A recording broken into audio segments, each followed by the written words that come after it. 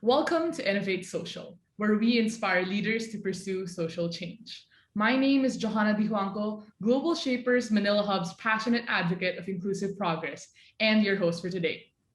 Founded by the World Economic Forum, the Global Shapers community has over 8,000 members in 160 countries, where people under the age of 30 work together to address local, regional, and global issues. Climate change has long been discussed as a prominent issue of our time, and yet, in light of the pandemic, it has taken a backseat and has become the forgotten crisis.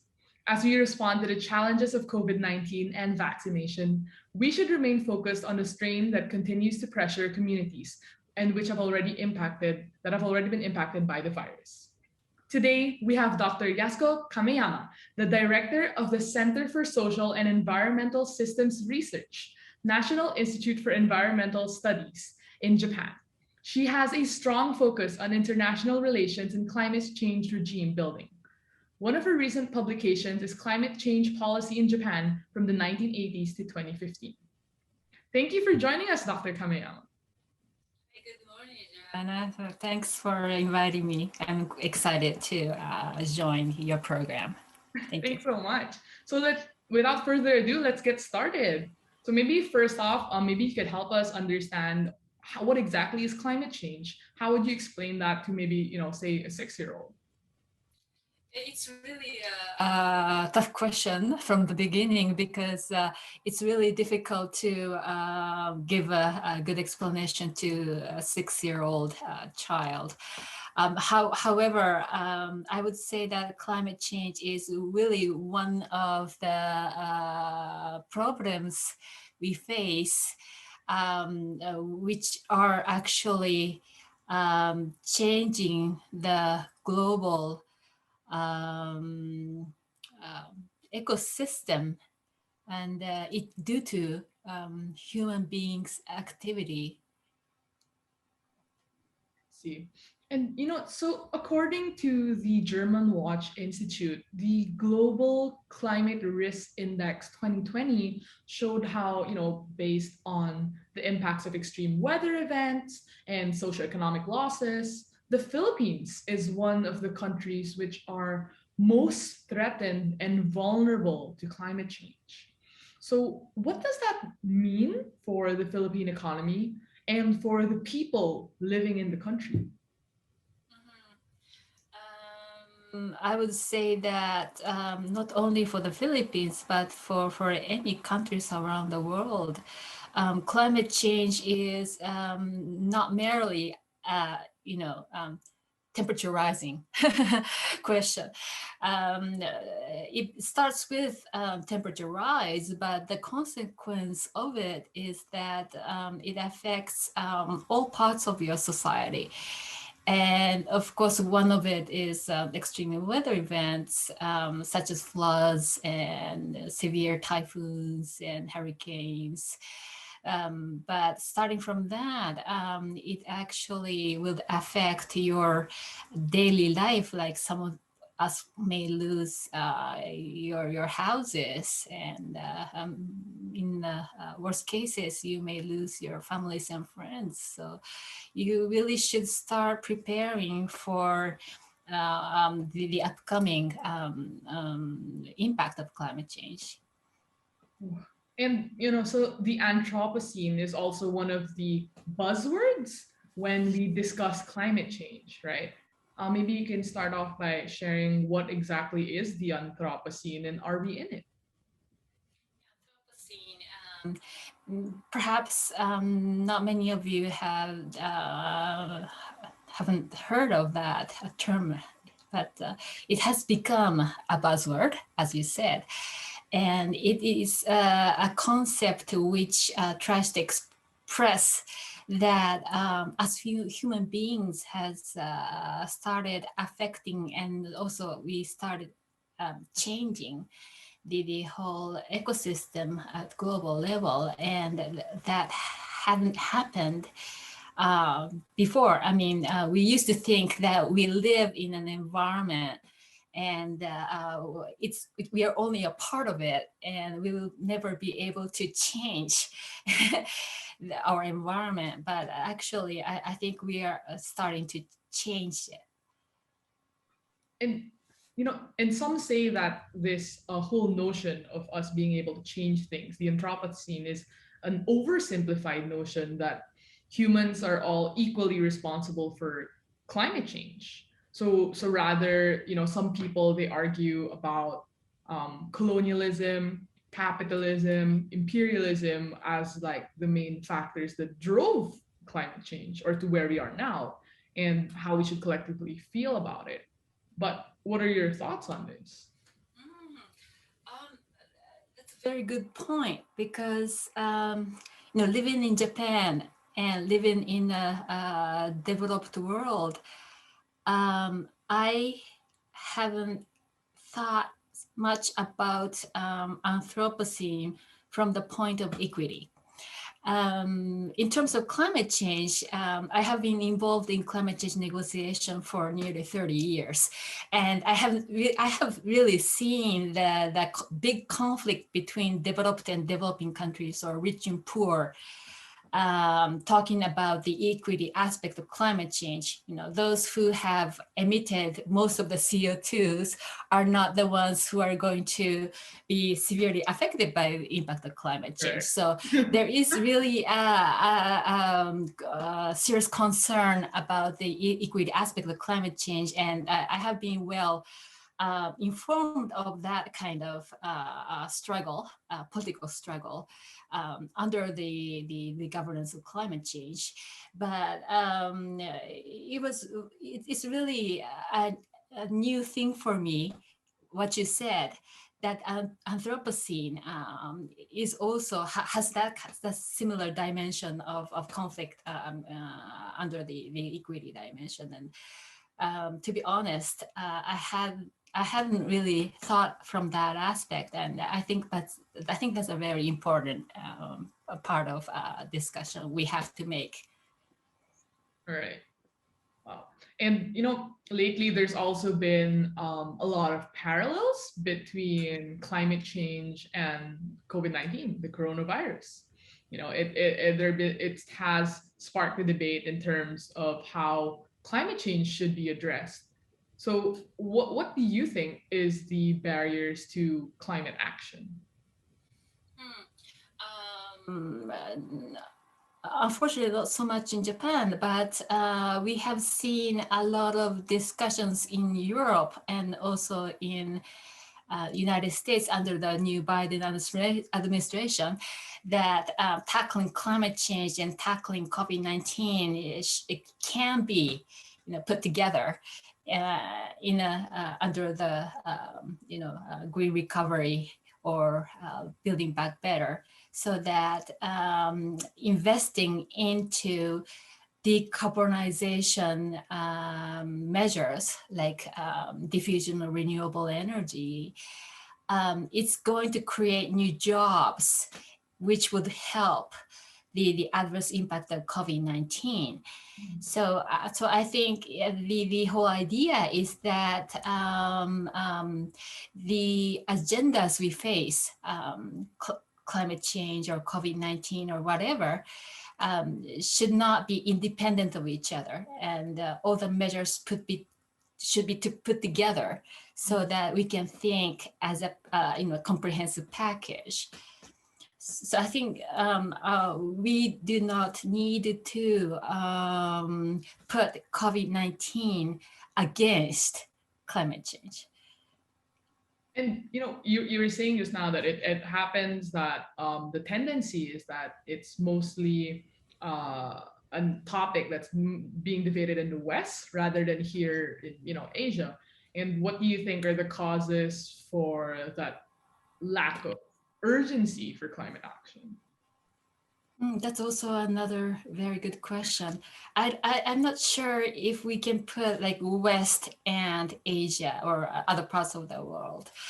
At least in Europe, I think there is a kind of fundamental understanding that environmental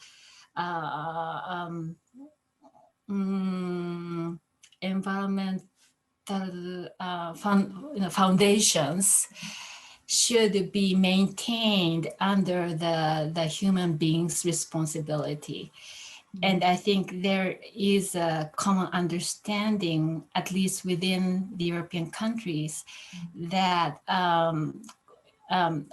all the decision must be made under the condition that we need to protect the environment. And I think the same way of thinking or understandings are now being shared by the Biden administration in the United States. And I think slowly, gradually, that kind of understandings are becoming the world standard. And you know that also in Japan, last October, our prime ministers also agreed to reduce our greenhouse gas emissions to net zero by 2050. That was quite a big change in Japan, which finally happened. so it takes time, but I think the common understanding is now gradually being widened or being shared by many people. And so, would you say that the broad definition of climate change can sometimes be a barrier to people acting on climate action as well?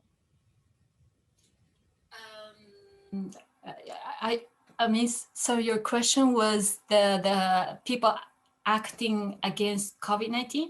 No, for climate change. Yeah. So do you think that because we define climate change so broadly, right, that a lot of people don't really understand what it means, and because of that, people don't step up to act? Do you think that that's a problem in itself? I think it depends, because if you define climate change too narrow, then I think you will leave many people behind, because they would think climate change has nothing to do with me. Like in old days, like 20 years ago, when you say global warming, people would say, well, maybe the earth is going to warm up a little bit, and maybe some polar bears may struggle, but that would have nothing to do with my daily life. I think that was a kind of narrow understanding of climate change some time ago. And that itself was a big issue, because many people would not consider climate change as things which would affect themselves. So that is why I myself as a researcher also tried to explain that climate change would affect everybody. Yeah. Because climate change is going to directly or indirectly affect your daily life, what you eat or the energy you consume. And so, as you said, now maybe the understanding of climate change has widened too much. but I think that's much better than a too narrow definition. I see. And okay, so in relation to tackling the issue of climate change or solving climate change, right? Some people believe that modern technology is the solution to solving climate change. And so, would you say that technological solutions to environmental problems are merely quick and easy techno fixes? That's a very good question.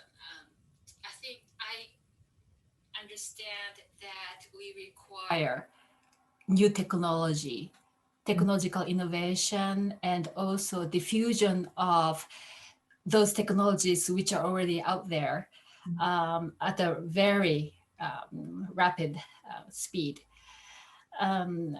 We require technology, but technology is not the only solution, or I would say technology is not sufficient to solve climate change. Mm. One reason is because even if you have the technology, it, it doesn't solve the problem unless people accept it. You know, people needed to take in and use that technology, and some of the technologies might be still too expensive for some people to choose. And in that case, we need additional policies or subsidies or kind of support at the governmental level so that people would be able to make the right choices in terms of technology, right? Right. So that is why I think that you need two things. So one is technology, and the other is people's preference and people's understanding that those technologies should be used by everybody. Right. And I like that point, right? So if we have to consider people's preferences as well, what are some of the things that we need to, I suppose, consider to ensure the sustainable integration of these technologies with our daily lives and our society? Um, Even if I, as a researcher, do my best to convince the people around me, there are always some groups of people who would still be uninterested in climate change, right? Even if I do my best. So the first part is to gather those people who have the same preference Mm. to start using the technology. Let's take the example of electric car. Electric cars are still a little bit more expensive than the conventional gasoline car. But I think if in the first step, those people should start buying those electric cars, even if the car is a little bit much more expensive than the convention cars, right? And then in the second step, you needed to convince the government or maybe the car manufacturing companies to reduce the price of cars so that those people who are not interested in buying electric cars would also be able to choose the electric cars because they might be not so much expensive anymore, or maybe it can be more useful. I know that in some countries, I think it was in Canada and some European countries, that there are some parking lots which are closest to the shops, but those parking lots can only be used by electric cars, and the gasoline cars cannot stop use that parking lot, which are the closest to the shops. And by changing those rules, the people would think that maybe I will buy electric cars the next time. Yeah. That's great. That was a great example. And aside from technology, I suppose, would you think that maybe media could help increase that urgency to take part in changing the way we live and perhaps in participating in climate action? That's also a very important point, because people trust what media says. I don't know if that is same for the Philippines, but at least in Japan where I live, many people, especially senior elderly people, trust mass media, newspaper articles, and TV, news. And until several years ago in Japan, mass media hesitated to explain the relationship between extreme weather events and global warming. So they will tell us that there was a severe typhoons and that many people lost their houses without mentioning climate change. But that changed in Japan maybe 1 or 2 years ago. And nowadays they will explain after, telling us that the flood occurred. Um, and that is likely occurred by climate change. And they add those words. It only like 20 or 30 seconds explanation, but that really changes understanding of the lay people. Right. Yeah, and climate change also affects, food production, health, and all these other things. But one of the least prioritized consequences is climate security, right? Maybe we can, I'll ask you to share a little bit more about what climate security is and what are its impacts on society. Thank you so much. Climate security, or sometimes you prefer to say climate change and security. There are different definitions around this terminology, but anyway,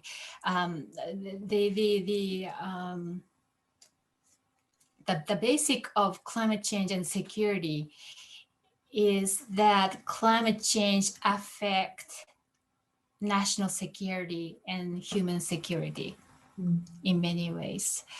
I imagine experts started using this word climate security or climate change and security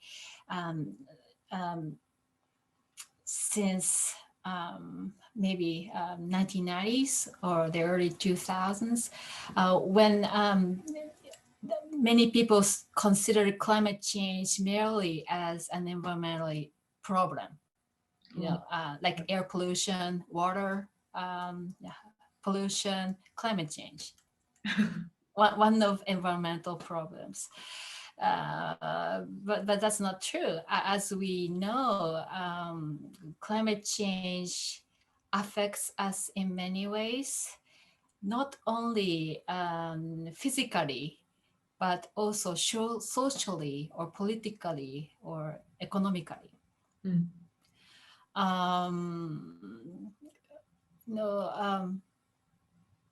In Japan, at least, we import a lot of food from outside our country. We import grains, we import soybeans, we import meat. And so we should be aware that whenever there is a drought or extreme weather events outside Japan, that might affect our food security. Maybe similar explanation can be made in your country. Water, drinking water, or what you eat or how you do your business might be affected by one single extreme weather events. And in other parts of the world, displacement of people is becoming a serious problem. People who are not being able to live in where they used to live because of water shortage or food shortage, or in small island states due to sea level rise. Those people have to shift to other region, and there the conflict between people might occur. So nowadays climate change is considered even as a cause of military conflict, like in Africa. Right, Yeah. right. So actually, it has been discussed within United Nations Security Council, the climate change. Yeah. So that's the whole argument surrounding this climate security discourse. And however, yeah, in many countries, maybe in your country and of course in my country, many people still think that climate change is a kind of energy policy. So, you should, saving energy, you know, Right.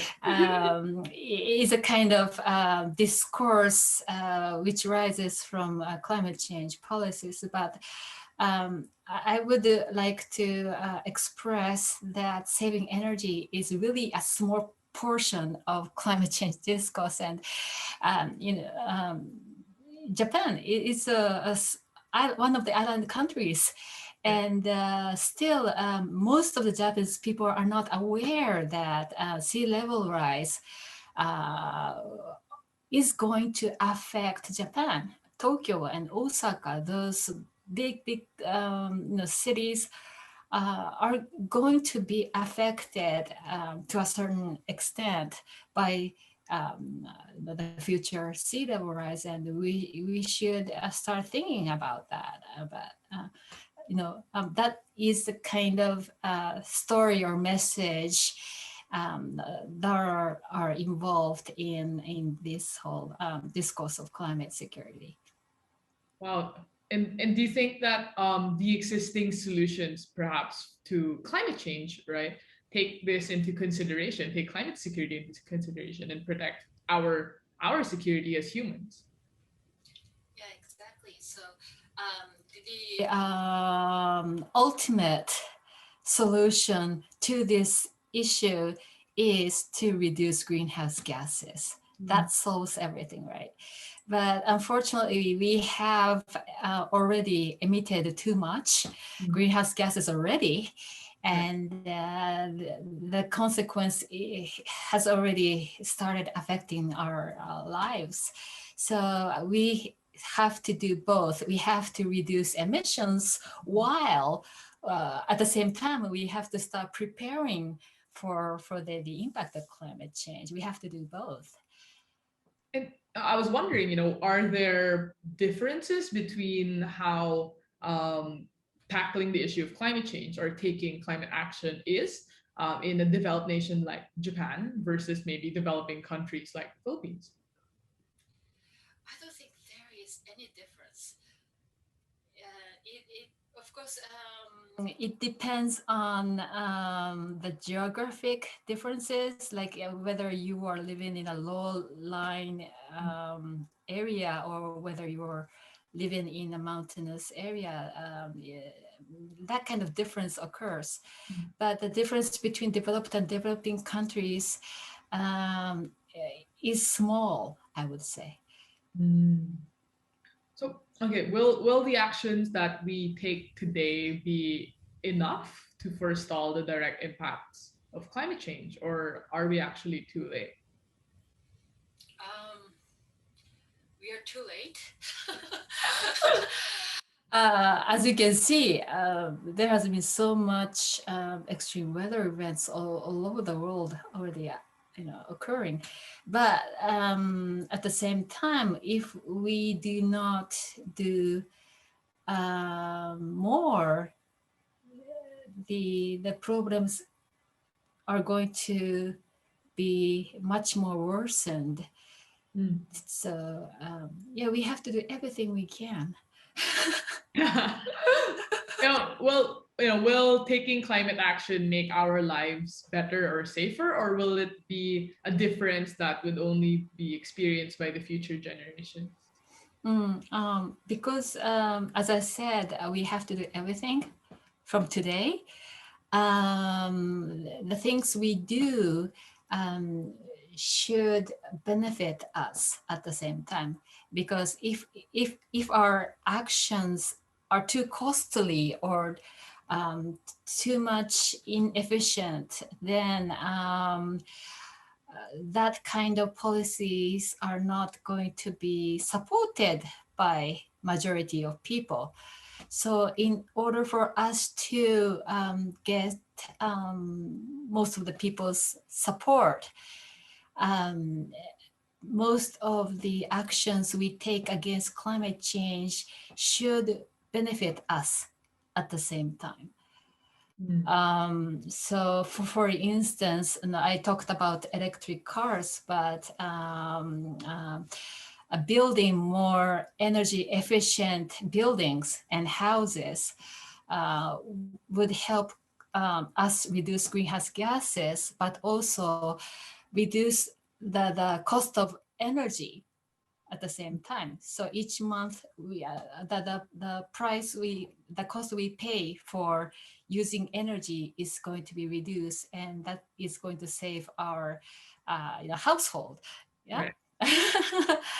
And at the same time, we are going to reduce emissions. So that kind of, again, I already talked about the package of policies, but I would again like to emphasize that climate change policies are not going to suffer you, but rather those policies should be able to make you happier.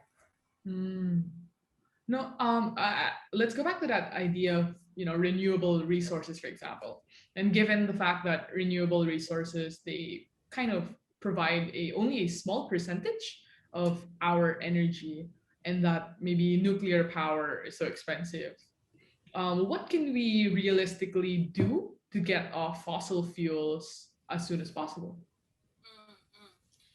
Another very good question. Um, uh, you, you mentioned that the nuclear power plants are too expensive, or renewable energy might be also considered as expensive. But how you defined the price of energy very much depends on how long you consider in terms of time scale. Mm. Because now if you want to buy a solar panel, the solar panel will be costly. It will be an additional burden, economic burden for you. But once you install a solar panel, then that panel is going to last for 20 years or more, right? And during that 20 years, you will not have to pay anything to buy extra fossil fuel. So after 20 years, the energy bill is going to be much more beneficial for you. So the initial price or the initial cost of investment is currently considered as the most significant burden to the economic in your economy. But there are lots of other ways to overcome that initial burden, like subsidies, or maybe the bank will lend you money at a very small amount of rebates. So there are a lot of ways and ideas to overcome. Okay, can. So will the remedies to climate change be worse than the COVID-19 disease, the pandemic, right? And maybe will it drive more people into poverty and with higher costs? I think that question is very much similar to what you have asked, Earlier. in terms of the relationship between COVID-19 and climate change, that of course nowadays due to COVID-19, people are losing jobs, and maybe many people are suffering economically. But we should really note that climate change is not going to be an additional expenditure for you. It's really the other way around, depending on what kind of policies are going to be implemented. Okay, so I'm on my last question for the day. So it's kind of like a two-part question. On a societal level, what needs to be done? Who needs to be involved? And on an individual level, what are some ways that the individual can practice environmental sustainability? I think especially there, I think that there was a kind of big regime shift before and after the adoption of Paris Agreement in 2015. In old days, like in the period of Kyoto Protocol or United Nations Framework Convention on Climate Change, it was a kind of top-down wave of implementation. Some kind of agreements are made at the multilateral level, and each country will agree to something, and the country or the national government will implement legislation or policies to change your country, right? And so that the country will be able to comply with the multilateral agreement. So it was it was national government which was the most important. But since 2015, or maybe a little bit even before then, 2015, now the decision-making process is much more bottom-up. So now subnational stakeholders like local governments, citizens, cities, and also private companies are becoming much more important players in structuring the global rule. So it's really now the local governments and private companies which have come up with very ambitious emission reduction goals or renewable share. And and when that subnational actors become the majority within the community, then they are able to affect their national government to make the decision to change the direction into more decarbonized agreement. So it's now, it's really the bottom up, and it's now the private companies which are leading the multilateral agreement. So I would say that as a consumer, each individual is citizens and also consumer, and because consumer should be clever enough to make the right choices when you're buying any goods. Who are the people who are producing this product, and is this company doing good for the environment? Right? And the consumer should be able to select the private companies which are doing good things for climate change and also for the environment. Wonderful. Thank you so much. And that brings us to the end of our session. Thank you so much, Dr. Kameyama, and to everyone tuning in. We also have a survey where you can choose what topic we should focus on next. So do check that out. A link below in our YouTube channel. And it's also available on our Facebook page and our Instagram bio on Global Shapers Manila. Do not forget to like, comment, and subscribe wherever you're listening. Thank you so much and stay safe.